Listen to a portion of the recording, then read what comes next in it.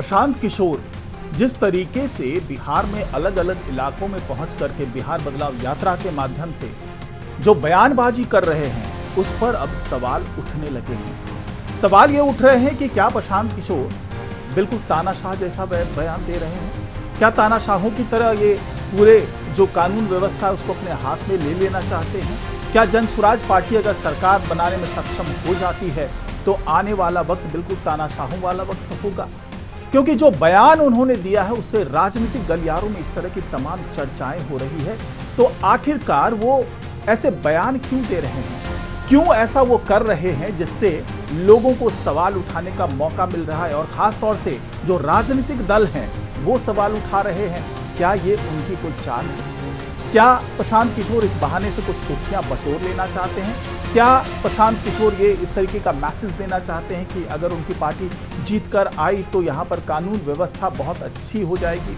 क्या प्रशांत किशोर ऐसा चाह रहे हैं कि इसी बहाने उनको तवज्जो मिल जाए और इस बार वो किंग मेकर की भूमिका में आ जाए? तो आखिरकार वो कौन कौन से बयान हैं जो वो ये दे रहे हैं और आखिर में जो बयान दिया है उन्होंने उस पर इतनी चर्चा क्यों हो रही है, क्यों उस पर विरोध के स्वर फूटने लगे हैं? तो इसके बारे में तमाम जानकारी आपको आज के इस वीडियो में मिलने वाली है। इस वीडियो को आखिर तक जरूर देखिएगा।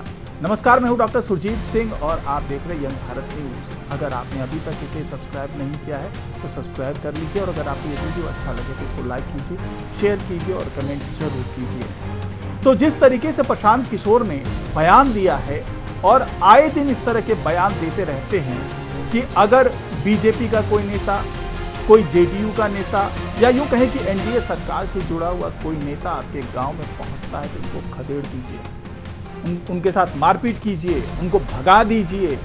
तो इस तरह के बयान जो है वो क्यों दे रहे हैं प्रशांत किशोर? एक तरफ तो वो कहते हैं कि वो यहाँ पर बहुत अच्छी कानून व्यवस्था लागू करना चाहते हैं, एक तरफ वो ये कहते हैं कि यहाँ पर विकास की राजनीति होनी चाहिए, एक तरफ वो ये कहते हैं कि अगले 20 साल तक कम से कम कोई युवा नेतृत्व इस बिहार को चलाए तभी बिहार का विकास हो सकता है। और दूसरी तरफ आप इस तरह की भाषा का इस्तेमाल कर रहे होते हैं, बिल्कुल नक्सलियों की तर्ज पर आप बात कर रहे होते हैं, बिल्कुल उस जो कम्युनिस्ट की एक विचारधारा कह लीजिए, जो माले वाली विचारधारा है, आप उसके तहत बयान दे रहे होते हैं। तो क्या आप ऐसा चाहते हैं, यानी प्रशांत किशोर ऐसा चाहते हैं कि इसी तरह से लोग कानून व्यवस्था को अपने हाथों में ले लें, लोकतंत्र के साथ खिलवाड़ होने लगे, या फिर प्रशांत किशोर इसके बहाने से तवज्जो पाना चाहते हैं, लोगों के बीच में चर्चा का जो मुद्दा है, जो चर्चा का केंद्र है वो बन जाना चाहते हैं, वो कुछ ऐसा बदलाव लाने का सपना दिखाना चाहते हैं जहां पर जनता ही सब कुछ हो, जहां पर ब्यूरोक्रेसी बिल्कुल खत्म हो जाए? क्योंकि उन्होंने एक तरफ से दूसरा जो बयान दिया है वो ये कहा है कि जो नीतीश कुमार हैं वो भले सुशासन बाबू हों, भले वो ईमानदार हों, लेकिन उनके आसपास जो लोग जमा हैं वो ईमानदार कतई नहीं हैं। चाहे वो मंत्री की बात कर लें, चाहे वरिष्ठ अधिकारियों की बात कर लें, यानी ब्यूरोक्रेसी से लेकर के जो तमाम मंत्री लोग हैं वो सब भ्रष्ट हैं। और कम से कम उन्होंने 4-5 मंत्रियों के बारे में बताया है, 4-5 अधिकारियों के बारे में बताया है कि ये वो लोग हैं जो यहाँ पर घोटाले कर रहे हैं, भ्रष्टाचार कर रहे हैं, बिहार की जनता का पैसा लूट करके अफ्रीका, इंग्लैंड और ऑस्ट्रेलिया जैसी जगहों पर मकान बनवा रहे हैं। तो क्या इसके पीछे कोई वाजिब आधार है, या फिर यूं ही जिस तरीके से पिछले दिनों इस बार चर्चा होती थी कि अरविंद केजरीवाल जिस तरह के आरोप लगाते थे, बाद में जब उनकी सरकार बन गई, 10 साल तक उनकी सरकार रही, वो अपने किसी आरोप को साबित नहीं कर पाए और कई मौकों पर तो उन्हें कोर्ट में जाकर के माफी मांगनी पड़ गई। तो क्या ऐसे ही हवाई बातें प्रशांत किशोर भी कह रहे हैं?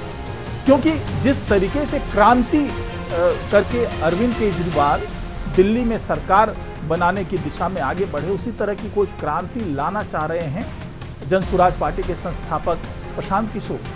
क्योंकि पूरे बिहार में उन्होंने जिस तरीके से बिहार बदलाव यात्रा की, बिहार बदलाव इजलास का आयोजन किया, जिस तरीके से उन्होंने अल्पसंख्यकों को अपने साथ जोड़ने की कोशिश की, जिस तरीके से उन्होंने जो अति पिछड़ा वर्ग है, जो वंचित कह लीजिए, या जिसे वो कहते हैं कि उनके पास विकास पहुंचा नहीं, ऐसे लोग हैं, उनको अपने साथ जोड़ने की कोशिश कर रहे हैं।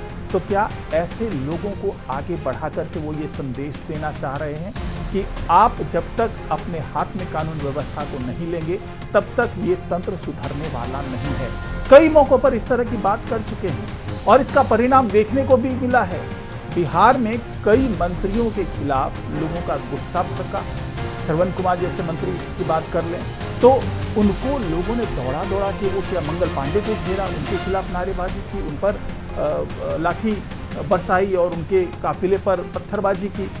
तो इस तरह की जो चीजें निकल करके सामने आ रही है, तो क्या ये प्रशांत किशोर इस तरह की राजनीति करना चाहते हैं? क्या प्रशांत किशोर इस तरीके से क्रांति लाना चाहते हैं? क्योंकि अभी तक जितनी भी बड़ी क्रांति हुई, जितने भी बड़े आंदोलन हुए, उसमें हिंसा का कोई स्थान नहीं रहा है। चाहे महात्मा गांधी के आंदोलन से की बात कर लें, चाहे यहाँ पर लोकनायक जयप्रकाश के आंदोलन की बात कर लें, तो ये तमाम आंदोलन ऐसे रहे हैं जो व्यवस्था के खिलाफ तो हुए हैं, उस वक्त के भ्रष्ट जो नेता थे उनके खिलाफ हुए हैं या फिर अंग्रेजों के खिलाफ हुए हैं, लेकिन किसी भी आंदोलन में हिंसा को तरजीह नहीं दी गई।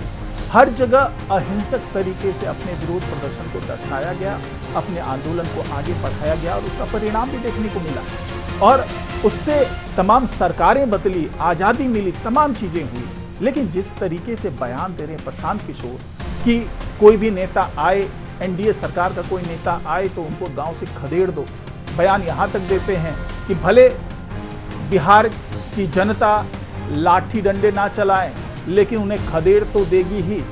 ये बयान इस तरीके का है कि आप एक तरीके से संकेत दे रहे हैं कि अगर चाहें तो आप लाठी डंडों का भी इस्तेमाल कर सकते हैं। तो इस तरह के बयान से किस तरह की क्रांति लाना चाहते हैं प्रशांत किशोर?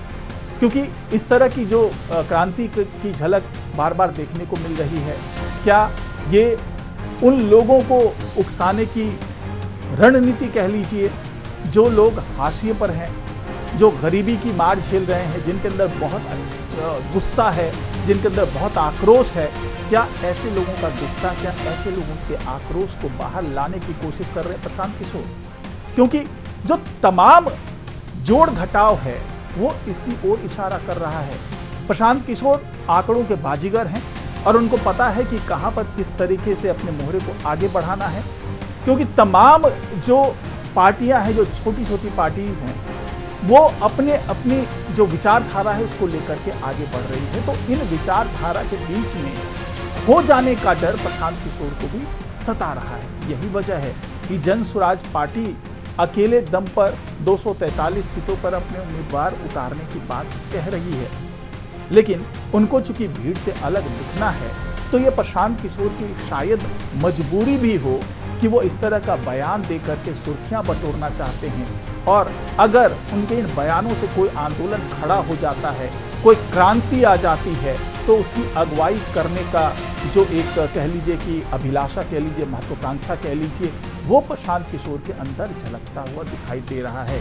और उन्होंने जैसा बयान दिया है उससे उनकी महत्वाकांक्षा ये भी है कि अगर जन स्वराज पार्टी किंग मेकर की भूमिका में आ जाती है इन बयानों की बदौलत, इस तरह की राजनीति और इस तरह की रणनीति की बदौलत, तो हो सकता है कि जो बिहार में बदलाव अपेक्षित है उस बदलाव की ओर बढ़ा जाए, या फिर यूँ कह लीजिए कि दबाव डाल करके प्रशांत किशोर जब किंग मेकर की भूमिका में आएंगे तो अपनी हर शर्त को मनवाने की कोशिश करें।